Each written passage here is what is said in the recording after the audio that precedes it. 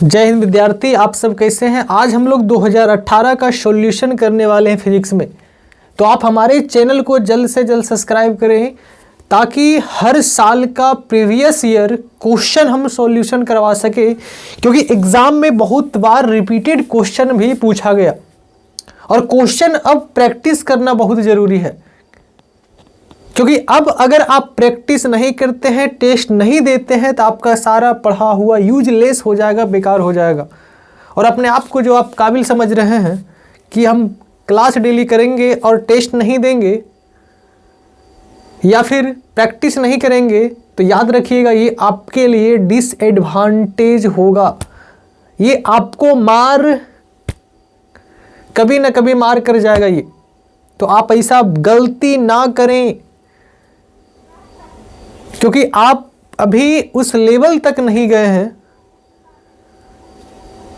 इसीलिए हम आपसे विनती करते हैं कि क्वेश्चन को ज़्यादा से ज़्यादा प्रैक्टिस कीजिए, सेल्फ स्टडी ज़्यादा से ज़्यादा कीजिए, टेस्ट में ज़्यादा से ज़्यादा पार्टिसिपेट हो जाइए।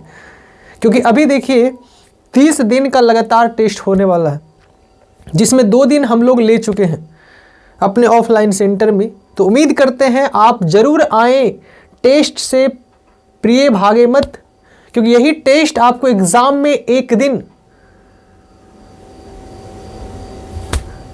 दिन बड़ा आनंद देगा। जब आप एग्ज़ाम से बाहर निकलेंगे, हाँ लगेगा यार टेस्ट देने का आज फ़ायदा हुआ हमको। इसीलिए आप ये बुड़बक वाला काम ना करें, टेस्ट में ज़रूर पार्टिसिपेट हो। तो मिलते हैं क्वेश्चन की ओर।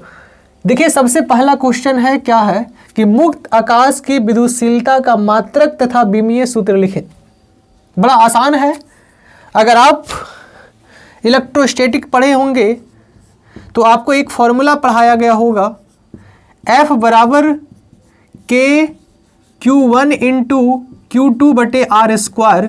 और आप लोग ये भी जानते होंगे जहाँ K का मान होता है 1/4 पाई एप्सिलॉन नॉट, और यही एप्सिलॉन नॉट जो होता है निर्वात की विद्युतशीलता होता है, जिसको आप बोल सकते हैं मुक्त आकाश की विद्युतशीलता भी, निर्वात की विद्युतशीलता, या फिर इसी को आप बोल सकते हैं मुक्त आकाश की विद्युतशीलता। निर्वात का मतलब होता है जहाँ हवा नहीं, तो उसी प्रकार मुक्त आकाश मतलब इस जगह किसी भी प्रकार का हवा ना हो, मुक्त हो, स्वतंत्र हो, मुक्त आकाश की विद्युतशीलता। इसका आपको पूछ रहा है मात्रक, और साथ में क्या पूछ रहा है भाई, बीमा। तो ध्यान पूर्वक देखें। देखिए F के जगह पे हम लोग क्या बिठाने जा रहे हैं, 1/4 पाई एप्सिलॉन नॉट इंटू क्या हो जाएगा Q1 इंटू Q2 बटे आर स्क्वायर, क्योंकि आपको निकालना है एप्सिलॉन नॉट का मात्रक और बीमा। तो सबसे पहले एप्सिलॉन नॉट को लाना पड़ेगा कि एप्सिलॉन नॉट का मान क्या होता है। तो क्रॉस गुना करें, F गुना 4 पाई एप्सिलॉन नॉट गुना आर स्क्वायर, इधर हो जाएगा Q1 इंटू Q2। तो बताइए एप्सिलॉन नॉट बराबर क्या हो जाएगा, Q1 इंटू Q2 बटे F into 4 pi into R square. तो उम्मीद करते हैं यहाँ तक आपको समझ में आया होगा। ये एप्सिलॉन नॉट का मान निकला। सबसे पहला आपसे पूछा गया सवाल कि एप्सिलॉन नॉट का मात्रक क्या होता है, तो बड़ा आसानी से जवाब दे सकते हैं मात्रक में।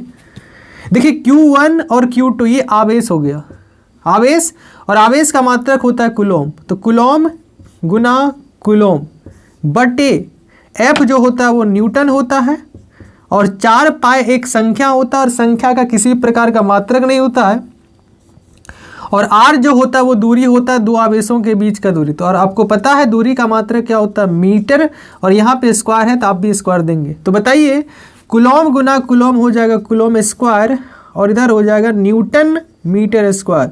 यही हमारा मात्रक है। तो आप याद रखिएगा इसका मात्रक हो जाएगा कूलॉम स्क्वायर प्रति न्यूटन मीटर स्क्वायर, या फिर इसको आप ऐसे भी लिख सकते हैं coulomb square newton inverse metre -2।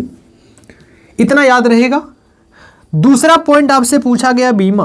बीमा भी आसानी से निकाल सकते हैं। सबसे पहले बीमा देखिए कैसे निकालते हैं। आपको ये जानकारी होना चाहिए कि बीमा आवेश का क्या होता है, बीमा बल का क्या होता है, बीमा दूरी का क्या होता है। तो आइए हम लोग बीमा निकालने का प्रयास करते हैं, बड़ा आसान है।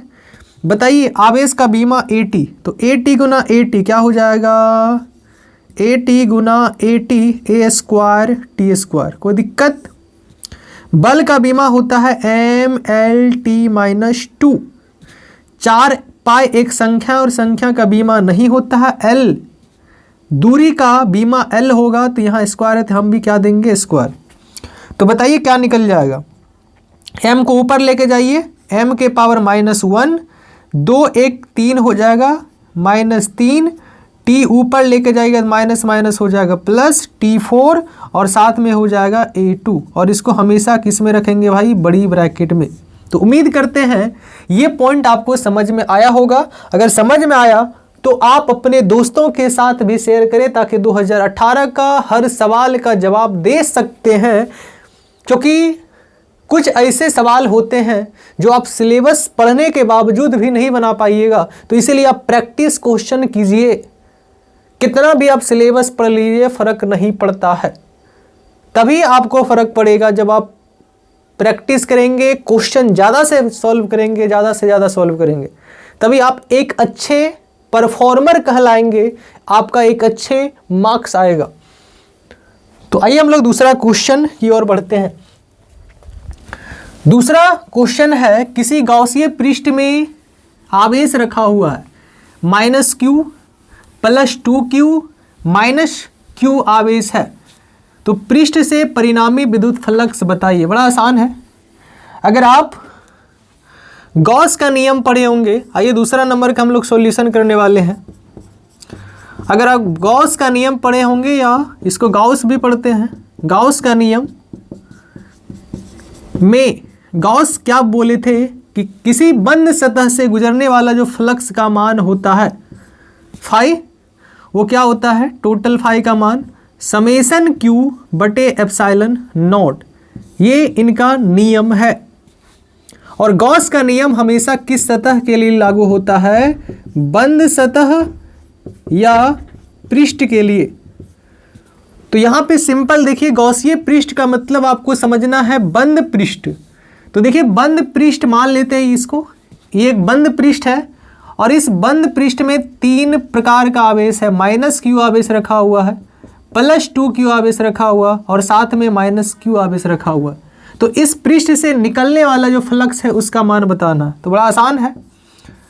फ्लक्स का फॉर्मूला होता है समेशन Q बटे एप्सिलॉन नॉट, और समेशन Q का मतलब होता है जितना भी आवेश है सबको जोड़ दीजिए, -q + 2q -q बटे हो जाएगा एप्सिलॉन नॉट।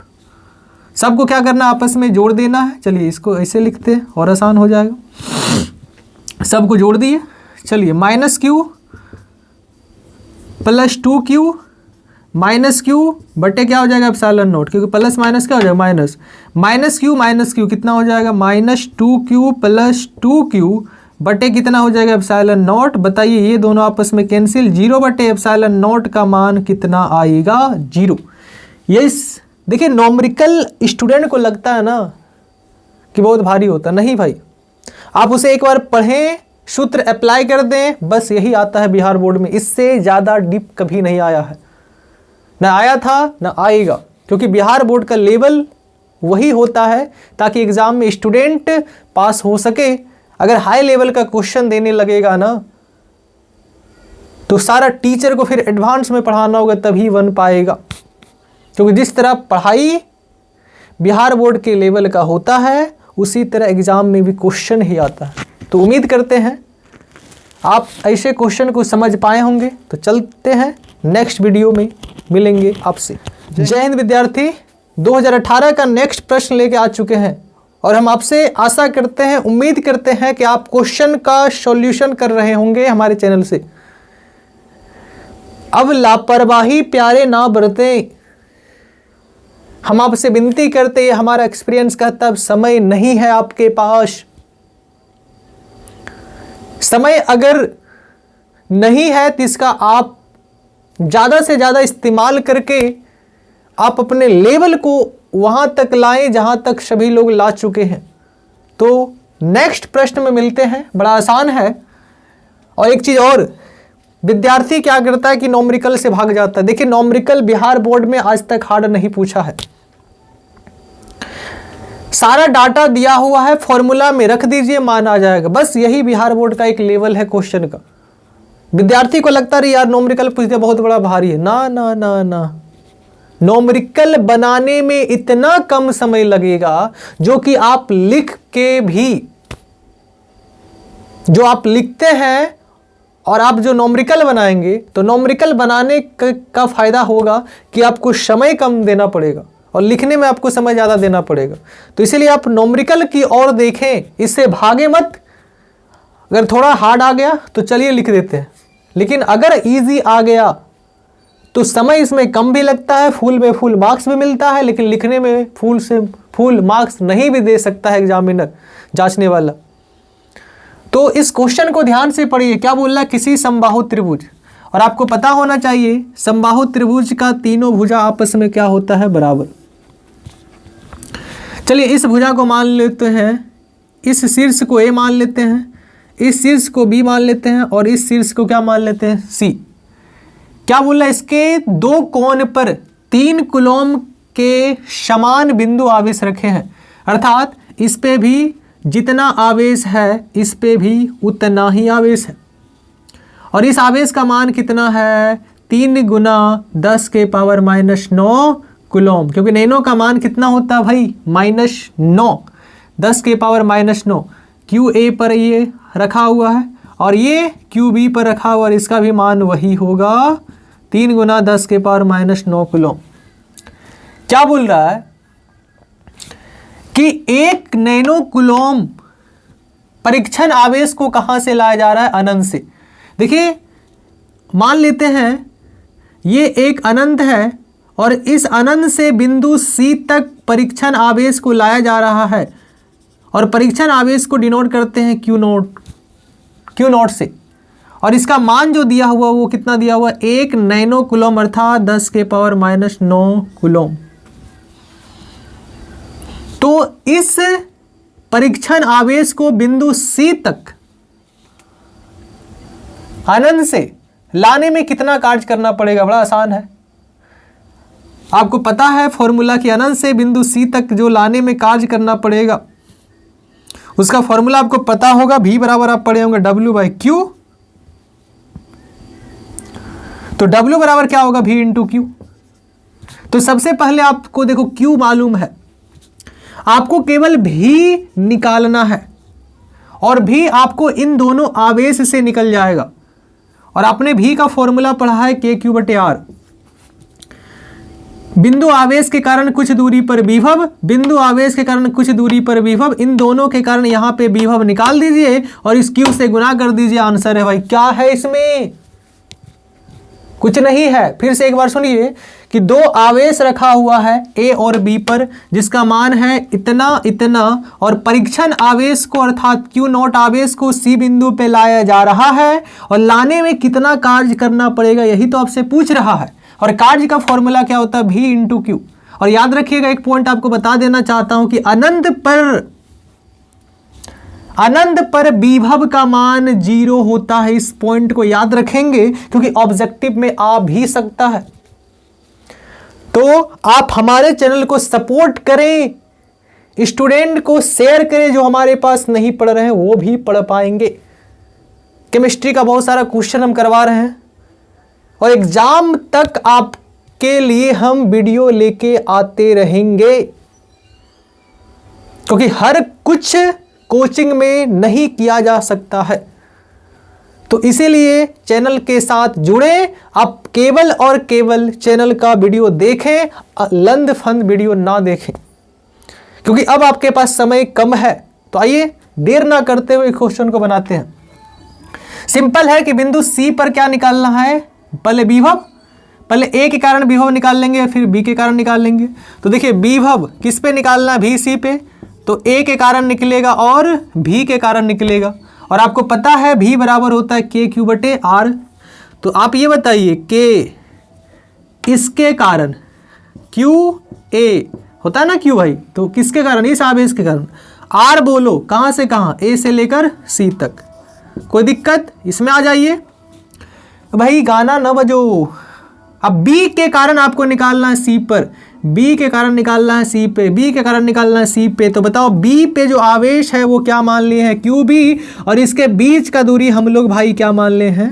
BC। कुछ नहीं है भाई, मान रख दो K, और QA का मान है 3 × 10⁻⁹ कूलम बटे AC देखो दिया हुआ है कि त्रिभुज का भुजा 20 सेंटीमीटर, ये भी कितना है 20 सेंटीमीटर, ये भी कितना होगा 20 सेंटीमीटर, और ये भी कितना होगा 20 सेंटीमीटर। और आपको पता होना चाहिए कि सेंटीमीटर को मीटर में बदलने के लिए कितना से भागा देते हैं? 100 से। तो ये मीटर में बदल गया, तो बताइए 0 से 0 खत्म, कितना आ गया 0.2 मीटर, ये मीटर में आ गया। तो आप यहाँ पे रख दीजिए, AC का भी मान 0.2 मीटर आ जाएगा। फिर इधर देखो K × 10, 3 × 10⁻⁹ है ना भाई। एक ऐसा करें, इसका भी मान सेम है, इसका भी मान सेम है। देखो आपके लिए सबसे शॉर्ट कर देते हैं, क्योंकि आपको पता है जितना QA का मान है उतना ही QB का मान है, जितना है AB का मान उतना है BC का मान, उतना है AC का मान, सब तो आपस में बराबर है। यहाँ भी क्या आ रहा है, यहाँ भी क्या आ रहा है, एक आम, इसको आम मान लीजिए, इसको भी आम मान लीजिए, आम, एक आम, 2 आम, तो इसको 2 आम, QA समझ में आ रहा भाई। चाहे आप QA लिखो चाहे QB लिखो, बात तो बराबर है भाई, बटे AC। किसी एक को ले लो, नहीं समझ में आ रहा है देखो हम समझाते हैं बहुत बढ़िया से। KQA, AC रहने देते हैं, QB के जगह पे बताओ क्या लिख सकते हैं, QA बटे क्या होगा BC के जगह पे क्या लिख सकते हैं, AC, क्योंकि सब आपस में क्या है भाई बराबर है। कोई दिक्कत? एक आम कितना आम, तो हो जाएगा 2KQA बटे AC। ज़्यादा मान रखने का भी जरूरत नहीं, हम ऐसा तरीका आपको बता दिए। बताओ, मान रखते जाओ। K का मान होता है 9 × 10⁻⁹, QA का मान कितना दिया हुआ है 3 × 10⁻⁹, और बटे कितना दिया हुआ है AC का मान कितना दिया हुआ है 0.2। कोई दिक्कत? आप ये बताओ 10⁻9 से 10⁻9 क्या हुआ, खत्म, बचा कितना 9 तिया 27। ऐसा करो दशमलव तोड़ो, दशमलव तोड़ेगो तो कितना 10 यहाँ आ जाएगा, 2 से 2 क्या हुआ खत्म, कितना आ जाएगा 9 तिया 27, 9 तिया 27 वोल्ट, 270 वोल्ट। कुछ है कहाँ? अरे भी का मान तो निकल गया कहाँ पे, C पे। अब आराम है। अब भी का फॉर्मूला आप लोग पढ़े हैं, W बटे क्या होता है Q, तो W बराबर बताओ क्या होगा V इंटू क्या है क्वेश्चन में? कुछ नहीं है भाई, मान रख दो 270। कितना कूलम कर ला के आ रहे हो, -9 कूलम को। अब ये बताइए वैज्ञानिक संकेतन में बदलिएगा तो यहाँ पे कितना 0 से भाग दीजिएगा, या फिर इसको थोड़ा स्टैंडर्ड आंसर लाने के लिए ऐसा करते हैं, यहाँ पे देखो अपने मन से हम 1000 से क्या करते हैं भागा देते हैं, और 1000 से यहाँ पे क्या करते हैं गुना भी करते हैं, कोई फर्क नहीं पड़ेगा। तो बताओ 0 से 0 क्या वो खत्म, कितना आ जाएगा 0.27 × 10⁻⁹ में 3 गया, कितना बचेगा -6, और -6 को आप माइक्रो लिखते हैं, और कार्य का मात्रा क्या होता है जूल, कितना हो गया 0.27 माइक्रो जूल। क्या बात है, कुछ है भाई? कुछ नहीं है। तो मिलते हैं नेक्स्ट प्रश्न में। जय हिंद विद्यार्थी। आइए हम लोग नेक्स्ट प्रश्न में मिल रहे हैं, और ये नेक्स्ट प्रश्न बहुत ही मस्त क्वेश्चन है जो कि आपको सीखना भी चाहिए। क्या पूछा जा रहा है कि वायुमंडल वैद्युत उदासीन नहीं होता है, समझाइए। बड़ा आसान आंसर है। देखिए सबसे पहले आप उदासीन का मतलब समझ जाइए। जैसे आपको पता है कि एक परमाणु अगर ना ही इलेक्ट्रॉन ग्रहण करे ना ही त्याग करे, ना ही ग्रहण करेगा अर्थात ना ही आवेश लेगा और ना ही देगा, तो उस समय आवेश के पास ना ही धन आएगा ना ही ऋण आएगा, अर्थात प्लस और माइनस क्या हो जाएगा बराबर। क्योंकि अगर सोडियम है, सोडियम के पास परमाणु संख्या 11 है, तो आपको पता है जितना Z होता है उतना P होता है, उतना ही E होता है, इस पे होता है माइनस चार्ज, इस पे प्लस चार्ज। प्लस और माइनस का संख्या क्या होता है बराबर। लेकिन जैसे ही अगर ये अस्थाई होना चाहेगा तो एक इलेक्ट्रॉन क्या कर देगा भाई, एक इलेक्ट्रॉन त्याग कर देगा। तो बताइए प्लस का संख्या ज़्यादा हो जाएगा कि माइनस का संख्या ज़्यादा हो जाएगा। तो बताओ इलेक्ट्रॉन त्याग कर देगा तो बताओ इलेक्ट्रॉन कम हो जाएगा और प्लस ज़्यादा हो जाएगा, इसीलिए सोडियम क्या हो जाता है धनावेशित, अर्थात इसके ऊपर आवेश आ जाता है। लेकिन ये परमाणु अगर ना ही ग्रहण करेगा ना ही त्याग करेगा तो जितना प्लस है भाई उतना ही माइनस है, अर्थात ये परमाणु न्यूट्रल में रहता है, छटपट नहीं करता है। तो उसी प्रकार से वायुमंडल क्या उदासीन है या नहीं, तो याद रखिएगा वायुमंडल कभी भी उदासीन नहीं हो सकता है, क्योंकि कभी बिजली खनकती है तो वहां से आवेश आ जाता है इस पे, और आवेश अगर आएगा तो बात है, आपको पता होना चाहिए कि वायुमंडल में बहुत सारा धूल कण होता है जिसके कारण ये प्रेरित हो सकता है, उसमें आवेश आ सकता है। अगर आवेश आ जाएगा तो फिर बताइए वायुमंडल कैसे उदासीन रहेगा, कभी न्यूट्रल नहीं हो सकता है वायुमंडल। ठीक है, तो आप इस चीज का आंसर थोड़ा सटीक में दें, बड़ा आसान से लिखा गया है, ये मैंने क्वेश्चन बैंक से छापा है, बहुत ही सिंपल क्वेश्चन है, आप हमारे द्वारा बताएगा इस चीज को भी लिख सकते हैं, बड़ा सिंपल आंसर है। क्या बोला, पृथ्वी के चारों ओर फैले वायुमंडल में धूल और जलवाष्प के कण मौजूद होते, सही बात है। और आपको पता है पृथ्वी में इलेक्ट्रॉन होता है अर्थात माइनस होता है, जिसके कारण ये वायुमंडल क्या होता है, प्रेरित हो जाता है। क्योंकि आपको पता है प्रेरण द्वारा आवेशन, किसी वस्तु को बिना छुए आवेश देने की प्रक्रिया क्या कहलाता, प्रेरण द्वारा आवेशन। तो जब पृथ्वी के अंदर इलेक्ट्रॉन है अर्थात ऋणावेशित है और वायुमंडल में धूल कण है अर्थात ये कुछ ना कुछ कांड करेगा, और यही कांड करने से इस वायुमंडल में क्या आ जाता है, चार्ज, कभी कभी तड़ित के कारण भी चार्ज आ जाता है। तो कभी भी वायुमंडल उदासीन नहीं हो सकता है, हमेशा परमाणु उदासीन होता है, वो भी कब, जब वो ना ही इलेक्ट्रॉन को ग्रहण करता है ना ही त्याग करता है।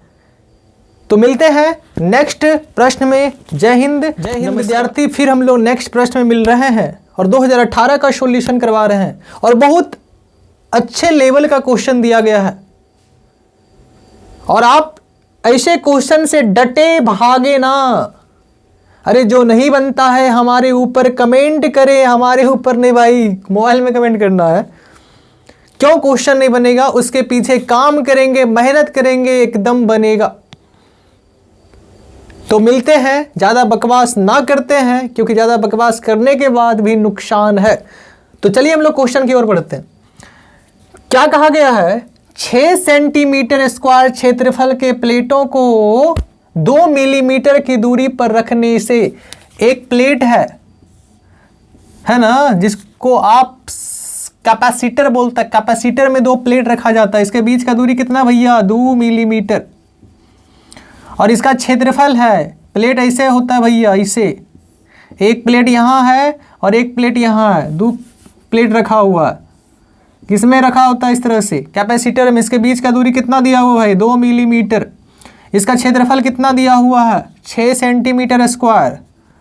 आगे बोलिए क्या दिया हुआ है, आगे बोल रहा है संधारित्र की गणना करें, वायु को प्रावैद्युत माध्यम के रूप में प्रयुक्त माना जाए, इसमें वायु के रूप में माना जाए, है ना, कुछ भी डाल सकते हैं, कोई भी माध्यम डाल सकते हैं। यदि इस संधारित्र को 200 वोल्ट अप्लाई किया जाए, इस संधारित्र को कितना वोल्ट अप्लाई किया जाए भाई, 200 वोल्ट, तो पूछ रहा है कितना आवेश होगा, इसके प्लेट पर कितना आवेश होगा। आपको पता है संधारित्र में जितना प्लस होता है, यहाँ प्लस होता है तो यहाँ क्या होता है भाई, माइनस। ये आपको पता होना चाहिए, कोई दिक्कत नहीं। हम लोग क्वेश्चन की ओर बढ़ते हैं, ज़्यादा झंझट ना करें, जो डाटा है दिया हुआ उसको लिख दें, मान अपने आप निकल जाएगा। ठीक है, क्या क्या दिया हुआ बताओ, सबसे पहले लिखेंगे हॉलो हल। ए का मान कितना दिया हुआ, 6 सेंटीमीटर स्क्वायर। डी डिस्टेंस कितना दिया हुआ, 2 मिलीमीटर। मिलीमीटर को बदलना है मीटर में, 10 के पावर -3। आगे क्या दिया हुआ है, प्रावैद्युत मान लिया जाए वायु को, संधारित्र गणना करें अर्थात सी निकालना है। आगे बोलिए क्या क्या है, इसको अप्लाई किया गया कितना वोल्ट, 200 वोल्ट, और क्या दिया हुआ है, तो इस पे आवेश का मान निकालें, कुछ नहीं है भाई, सिंपल है। आइए कैपेसिटर की धारिता निकालते हैं, सी बराबर पढ़े होंगे आप, A epsilon not by D.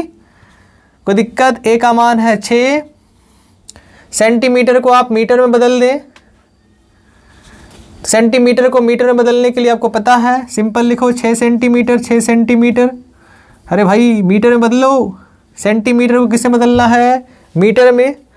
तो आप ये बताइए, हम आपको बताते हैं सेंटीमीटर स्क्वायर है भाई, सेंटीमीटर स्क्वायर, तो सेंटीमीटर गुना सेंटीमीटर लिख सकते हैं क्या, कोई फ़र्क पड़ेगा? इसको हम ऐसे लिख सकते हैं क्या, कोई फ़र्क पड़ेगा? कोई फ़र्क नहीं पड़ेगा।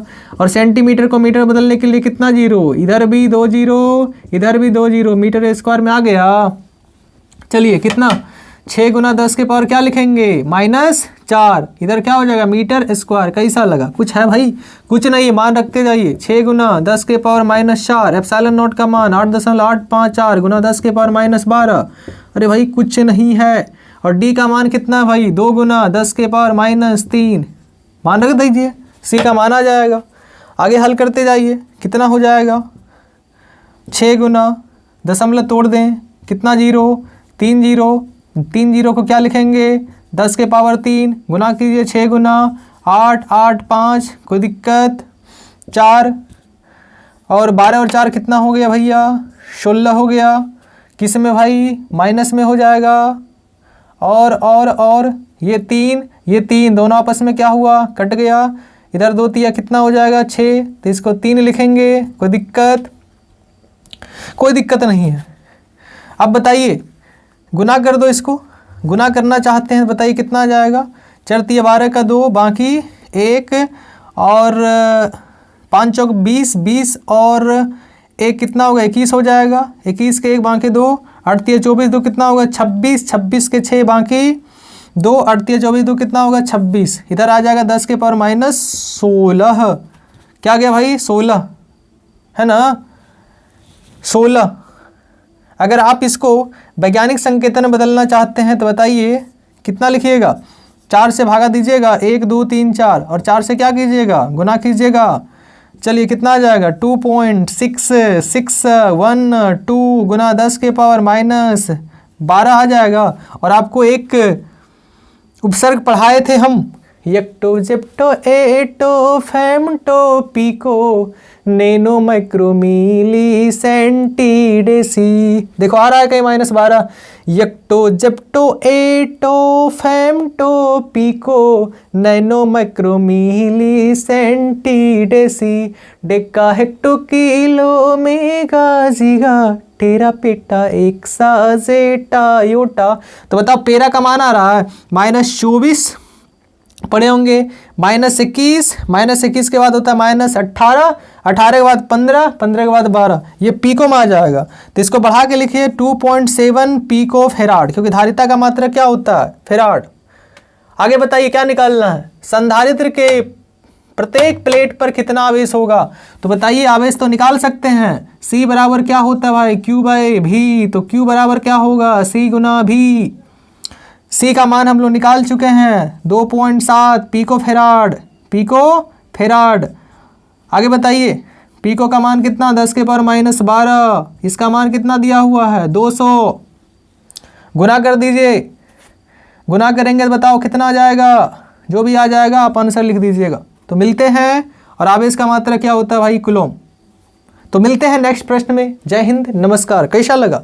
अरे भाई क्वेश्चन में कोई दम नहीं है। मिलते हैं नेक्स्ट विद्यार्थी। 2018 का नेक्स्ट प्रश्न में हम लोग मिल चुके हैं। तो मिल चुके हैं, जो आपके सामने दिख रहा है स्क्रीन पे। अरे हमको दिख रहा है बोर्ड पे, आपको दिख रहा है स्क्रीन पे, बस तो यही तो अंतर है भाई। लेकिन हम आपको एक चीज बताना चाहते हैं, बताना कुछ नहीं चाहते हैं, आपसे कुछ मांगना चाहते हैं। मांगना भी कुछ नहीं चाहते हैं, बस केवल आप हाथ हिलाइए, दे दीजिएगा हमको।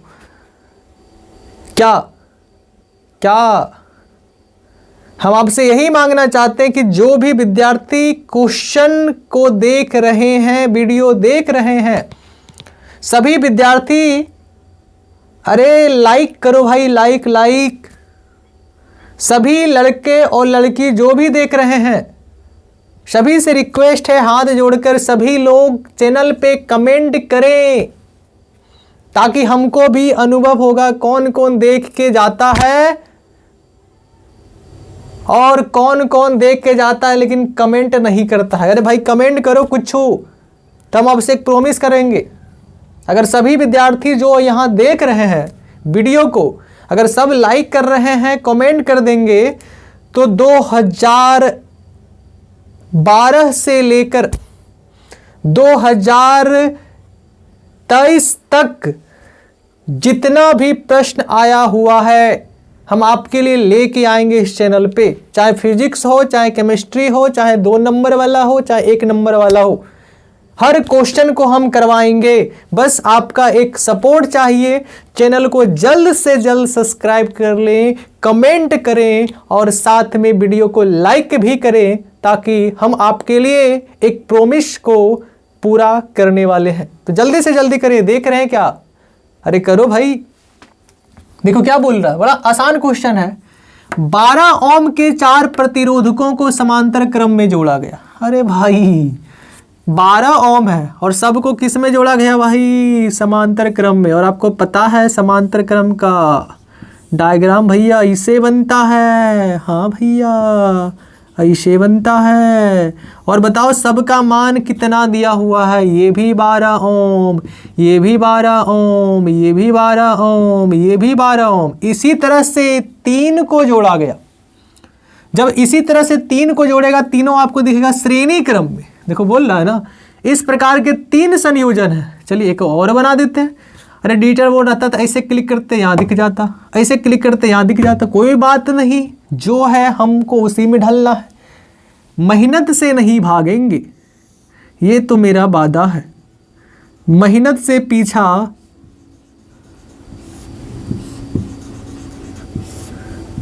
मेहनत करो भाई, मेहनत। एक और हो गया। इसी तरह एक और बनाना है। दिन रात जगेंगे, आपके लिए वीडियो को लेके आते रहेंगे, लेकिन चैनल को सब्सक्राइब कर भी तब नहीं बउआ। ऐसी देख के भागी जिमित कैसे हो? तो बताओ ये तीनों किसमें है? श्रेणी श्रेणी श्रेणी। लेकिन ये आपस में किसमें है? समांतर समांतर श्रेणी। तीनों किसमें है? श्रेणी में। आपस में किसमें है? समांतर में। यही तो खेला है। अरे भाई 12 ओम, 12 ओम, 12 ओम, 12 ओम, 12 ओम, 12 ओम, 12 ओम, 12 ओम। देखो सब एक ही जैसा लिख रहा है। फलनमा चिलनमा फलनमा। अगर किसी एक को हल कर देता तो ये फलनमा का मान जितना है यही फलनमा उतने होगा, और यही चिलनमा भी उतना ही होगा। इसका नाम ए रख दो, बी रख दो, अरे अप्पू पप्पू कुछ भी रख दो, जो रखना रखो। एक को सॉल्व करो, अपने आप सब सॉल्व हो जाएगा। Similar similar similar. तो चलो एक को सॉल्व करता हूँ। चलो इस डायग्राम को सॉल्व करते हैं। बताइए ये सारा किस में है? समांतर क्रम में। और समांतर क्रम का फॉर्मूला क्या होता है? 1/R1 + 1/R2 + 1/R3 + 1/R4। किसी एक को सॉल्व कीजिए, सभी का जरूरत नहीं है। तो सबका मान 12, 1/12, 1/12, 1/12। कॉमन क्या आएगा? 1/12। एक एक एक एक एक कितना बार भैया? 1 + 1 + 1 + 1 4 बार भैया। तो बताइए 1/RP बराबर कितना आएगा? 1/12 × 4, 4 एकम 4, 4 तिया 12, 1/3। क्या आंसर आया है यार?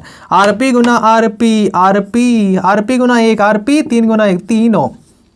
तो कन्फर्म है एकर मान जब 3 ओम अइले तो एकरो तो 3 ही थे। एकरो कितना आते? 3 हो गए। बनाए दही कुछ ना भैया। अरे भाई सिमिलर है, सिमिलर। सब क्या है? ये भी सिमिलर है, लिख देना है वहाँ। ये भी 3 ओम, ये भी 3 ओम, और ये भी कितना दिखेगा? 3 ओम। अब किस में आ गया? श्रेणी क्रम में। और श्रेणी क्रम का फॉर्मूला क्या होता है? RS बराबर R1 + R2 + R3। 3 + 3 + 3, 3 तिया 9, 6 9। आ गया आंसर। कुछ है भाई? अरे सिंपल समझिए ना, इसको हल किए 3 आ गया तो लिखो सिमिलर सिमिलर। ये दोनों का मान, ये दोनों का मान 3 ओम ही आएगा, 3 ओम ही आएगा। इसीलिए इतना बराबर इतना। कैसा लगा? कमेंट करें सभी लोग, तभी हम वीडियो लेके आने वाले हैं। मिलते हैं। जय हिंद विद्यार्थी। 2018 का नेक्स्ट प्रश्न में आप सभी का स्वागत है दिल की गहराइयों से। तो मिलते हैं इस प्रश्न में, और ये प्रश्न बहुत ही सुंदर है, आसान है। देखिए क्या बोल रहा है, संवहन वेग का सिद्धांत का प्रयोग करते हुए ओम के नियम को सत्यापित करें। अरे कुछ नहीं है यार, फूकेगा खत्म हो गया, बन गया। देखिए हम आपको एक टॉपिक पढ़ाए होंगे, जब आप ऑफलाइन या कहीं भी क्लास कर रहे होंगे तो आप एक टॉपिक पढ़ रहे होंगे, अपवहन वेग या फिर संवहन वेग, इस एक ही नाम है। अपवहन वेग तथा विद्युत धारा में संबंध बताइए कौन कौन पढ़े हैं, जो पढ़े हैं कमेंट में लिखिए जल्दी जल्दी। अपवहन वेग तथा विद्युत धारा में संबंध बताइए कौन कौन जानते हैं, कमेंट में लिखिए सभी लोग, चाहे बॉयज हो गर्ल्स हो कोई भी। देखिए आप एक फॉर्मूला पढ़े होंगे, I बराबर NEAVD, क्या पढ़े हैं, I बराबर NEAVD पढ़े हैं क्या। I क्या होता है, विद्युत धारा, N क्या होता है, मुक्त इलेक्ट्रॉनों की संख्या, E क्या होता है, एक इलेक्ट्रॉन पर आवेश, A क्या होता है, कौन बोलेगा, A क्या होता है, चालक का अनुप्रस्थ काट का क्षेत्रफल, VD क्या होता है, अपवहन वेग या संवहन वेग। ठीक है, इसको मान लेते हैं समीकरण 1। अब देखो एक फॉर्मूला आप लोग और पढ़े होंगे संवहन वेग का या फिर अपवहन वेग का, क्या पढ़े हैं, EV टाउ एवरेज बटे ml, जहां E होता है एक इलेक्ट्रॉन का आवेश, B होता है वोल्ट, टाउ होता है विश्रांति काल, औसत विश्रांति काल, M होता है इलेक्ट्रॉन का द्रव्यमान, L होता है चालक का लंबाई। इन मान को समीकरण 1 में रख दें, लिखेंगे समीकरण 1 में VD का मान रखने पर बहुत ही आसान है, कुछ नहीं, ये फॉर्मूला आप पढ़े होंगे। तो बताओ इस मान को रखेंगे VD के जगह पे तो क्या है, EV टाउ एवरेज बटे क्या होता है M इंटू L। कैसा लगा, आगे करिए सॉल्व। N एक ही है, E गुना E क्या हो जाएगा, E स्क्वायर हो जाएगा, A भी एक ही है और V भी एक ही है, टाउ एवरेज बटे क्या हो जाएगा भैया ML। थोड़ा क्रॉस गुना करके देखते हैं, बताओ I इंटू क्या हो जाएगा ML बराबर क्या हो जाएगा N E square A V tau average.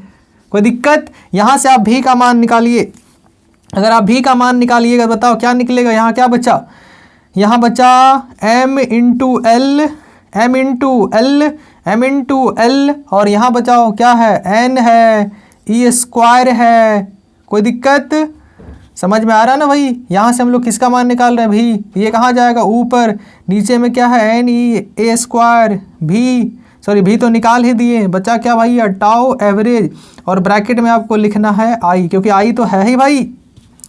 और याद रखिएगा M होता है इलेक्ट्रॉन का द्रव्यमान, क्या इलेक्ट्रॉन का द्रव्यमान कभी बदलेगा, L होता है चालक का लंबाई, जो आप चालक का लंबाई लेके रखें वो बदलेगा नहीं, कब, जब ये टेम्परेचर नियत रहता है। याद रखिए कंडीशन यहाँ है टेम्परेचर को नियत रखते हुए, क्योंकि ओम के नियम में टेम्परेचर क्या होता है, नियत होता है। आगे बोलिए, N होता है मुक्त इलेक्ट्रॉनों की संख्या, ये कभी बदलेगा, E होता है इलेक्ट्रॉन का आवेश, ये कभी बदलेगा, क्षेत्रफल कभी बदलेगा नहीं बदलेगा, और टाउ होता है विश्रांति काल। तो ये सब अपने आप में क्या है भाई, नियतांक, ये अपने आप में क्या है, नियतांक, जो कभी बदलता नहीं है, जो कभी बदलता नहीं है। तो बताओ भी किसके समानुपाती है, I के समानुपाती। जब ये क्या होगा, नियत कब होता है, जब टेम्परेचर हमारा क्या होता है भाई, नियत। और यही तो R का मान होता है। और आप लोग पढ़ेंगे जब समानुपाती का चिन्ह हटेगा तो यहाँ पे आएगा 1/R।